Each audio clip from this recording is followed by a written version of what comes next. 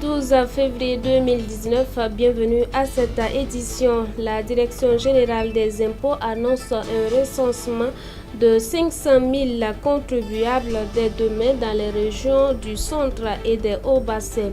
Un recensement fiscal qui devra contribuer à la participation citoyenne des uns et des autres. Et puis Abdel Fattah al-Sisi, président égyptien, dirige depuis hier l'Union africaine. Il remplace à ce poste le président rwandais Paul Kagame. Mesdames, Mesdemoiselles, Messieurs, bonsoir. Merci de suivre les informations sur Canal Vinkwega. Répertorier 500 000 contribuables, c'est le but de la vaste opération de recensement fiscal de la Direction générale des impôts dans les régions du centre et des hauts-bassins. L'opération débutera dès demain et ce jusqu'au 12 avril prochain. Voyons cela avec Yannicka Boré et Odette Zongina. Recenser 10 fois plus de contribuables afin d'élargir l'assiette fiscale et avoir par la même occasion une imposition et un recouvrement optimal des recettes fiscales est tout l'enjeu du recensement fiscal entrepris par la Direction générale des impôts avec le concours de la Banque mondiale. Face à la presse, le directeur régional des impôts du centre et celui des hauts-bassins annoncent du 13 au 12 avril le recensement fiscal exhaustif des contribuables dans la commune de Ouagadougou et de ses 6 communes rurales environnantes, ainsi que de la commune de Bobo-Dioulasso et de ses 12 communes rurales environnantes.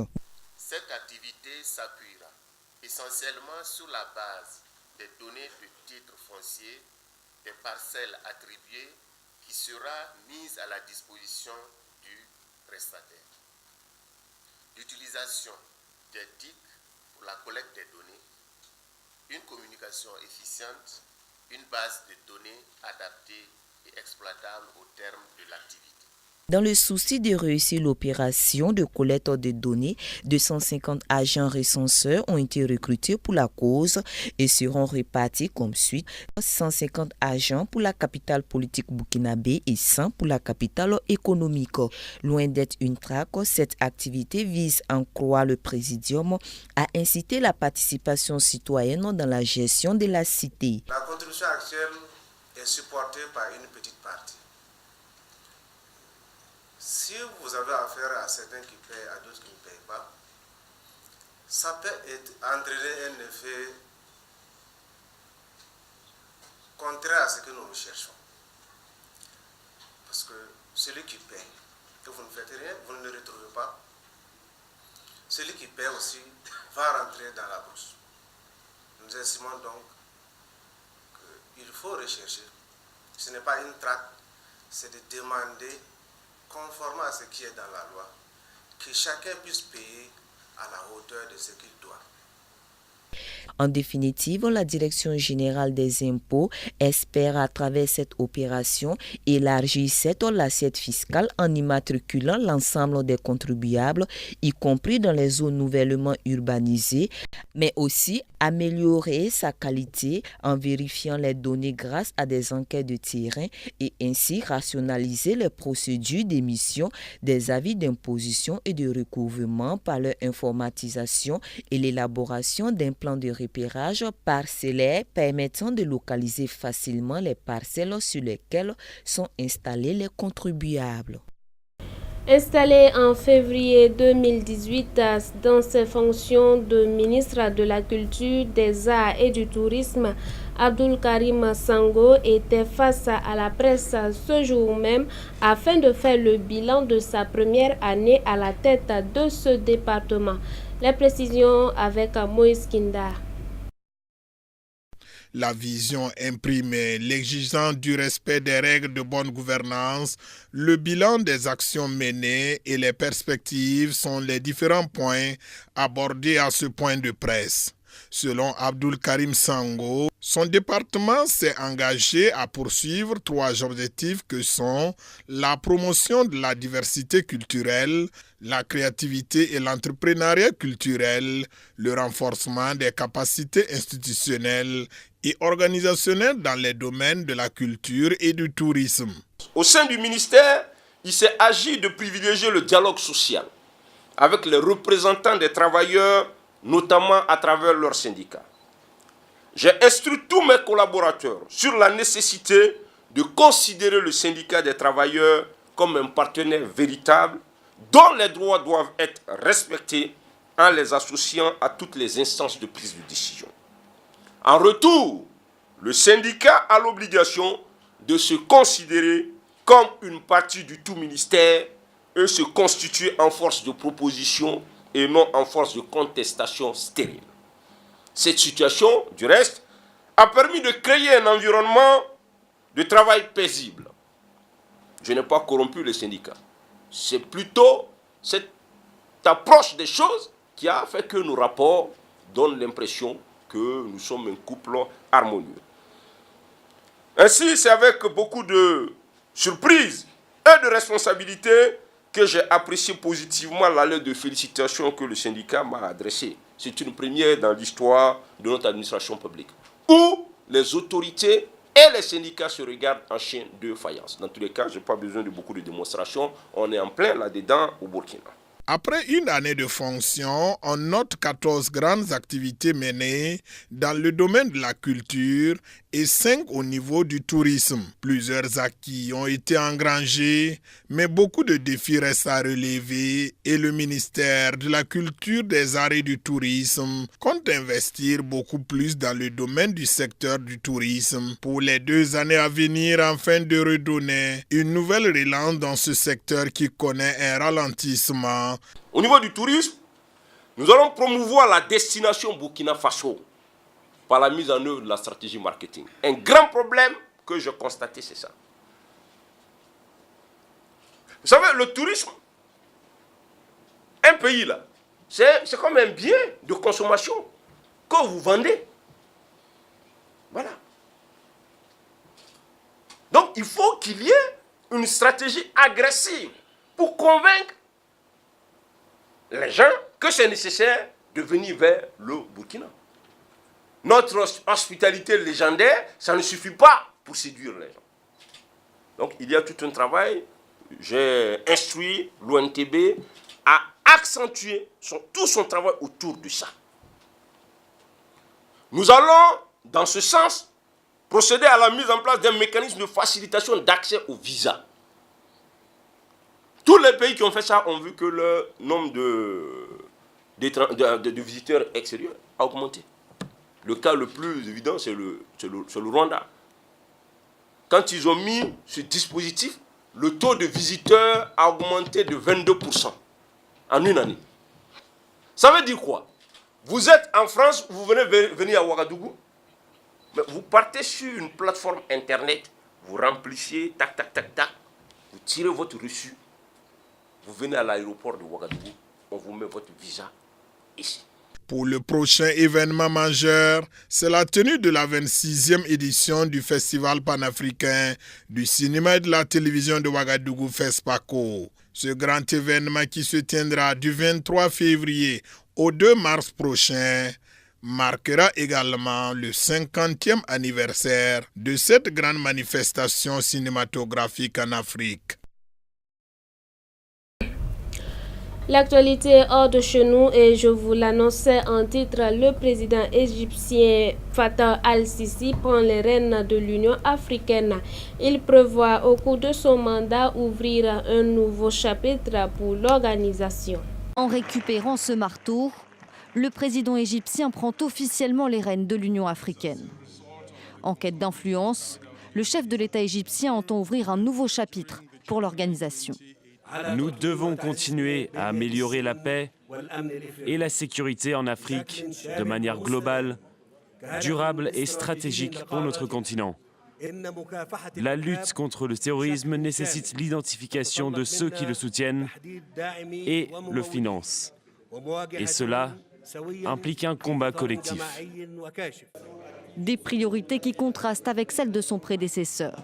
Extrêmement actif pendant sa présidence, Paul Kagame a engagé d'importantes réformes économiques et institutionnelles pour l'Union africaine. Des réformes indispensables pour le président rwandais qui insiste sur la nécessité de les poursuivre. Pour atteindre nos objectifs politiques, Nous avons besoin d'une organisation habile, saine et efficace. Même si longtemps marqué la présidence tournante de son empreinte, Abdel Fattah al-Sisi s'est engagé à poursuivre certains efforts déployés par son prédécesseur. Parmi eux, l'entrée en vigueur de la zone de libre-échange sur le continent africain, projet phare de l'Union africaine. Un 32e sommet marqué aussi par la première participation du nouveau président congolais Félix Tshisekedi, dont l'élection avait été contestée au sein même de l'organisation. Et puis au Nigeria, un retard dans la distribution des cartes électorales entraîne la déception de plusieurs, donc ce qui annonce des élections difficiles pour le pays. Dans cette foule à Lagos, certains patientent depuis 4 heures du matin. D'autres sont venus en vain chaque semaine depuis novembre dernier. Tous essaient de récupérer leur carte électorale biométrique, mais pour un grand nombre d'entre eux, la déception est grande. Pas de carte, donc pas de vote possible. Mais regardez cette foule, et les gens doivent attendre. Ils doivent passer par là pour obtenir leur carte de vote. Moi, je me sens privée de mon droit de voter. Et c'est la lutte, comme vous voyez, depuis la semaine dernière. C'est un chaos total. La Grande-Bretagne, les États-Unis et l'Union européenne ont d'ores et déjà appelé à des élections libres et transparentes.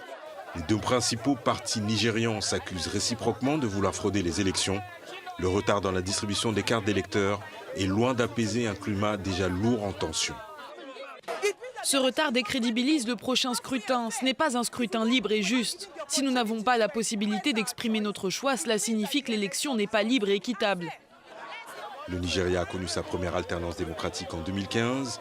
Alors les Nigérians se bousculent pour avoir le droit d'élire le candidat de leur choix. Si certains auront bien le pouvoir de voter samedi prochain, bien des électeurs restent dubitatifs.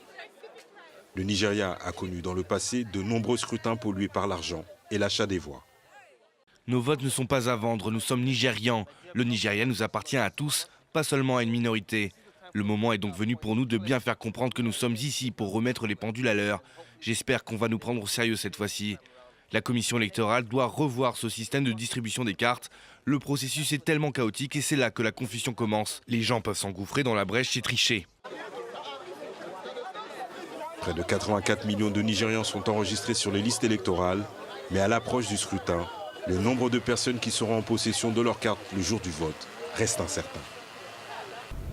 La situation du Venezuela s'invite dans cette édition. Le blocage de l'aide humanitaire aux frontières colombiennes reste le principal point de discorde dans le bras de fer entre le président Nicolás Maduro et l'opposant Juan Guaidó. C'est une scène quotidienne à la frontière colombienne.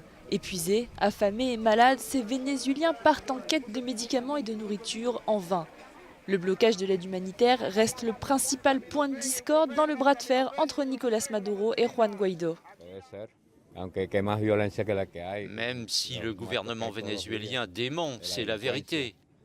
Les gens meurent dans les hôpitaux parce qu'il n'y a pas de médicaments. Le président en difficulté, Nicolás Maduro, n'en démord pas et refuse l'entrée de cette aide. Pour lui, il s'agit d'un premier pas vers une intervention militaire des États-Unis. Juan Guaidó, reconnu président par intérim par de nombreux pays, a annoncé sur les réseaux sociaux qu'une livraison avait été reçue sans préciser d'où elle venait. Pendant ce temps-là, le diplomate nommé par Guaidó pour représenter le pays auprès de l'Organisation des États américains réclame du soutien pour instaurer la démocratie.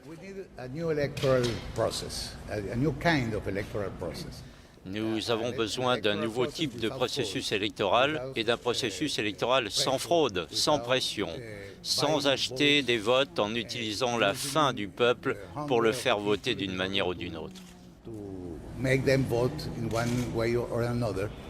Juan Guaidó, lui, appelle les Vénézuéliens à descendre dans les rues ce mardi.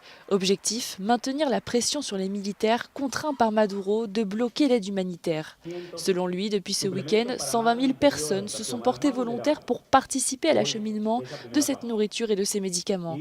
Il s'agit de la 3e mobilisation convoquée par le chef de l'opposition après celle du 23 janvier et du 2 février. Pendant que les uns attendent de l'aide humanitaire en Italie, des producteurs de lait expriment leur colère en déversant des litres de lait dans la rue. Les éleveurs demandent un peu plus d'attention à leur égard.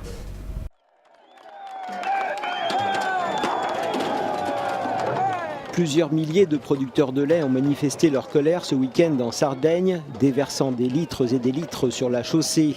Ils entendaient ainsi dénoncer la chute des prix dont ils rendent responsable la grande distribution. Les discussions engagées entre les deux parties n'ont encore rien donné de concret.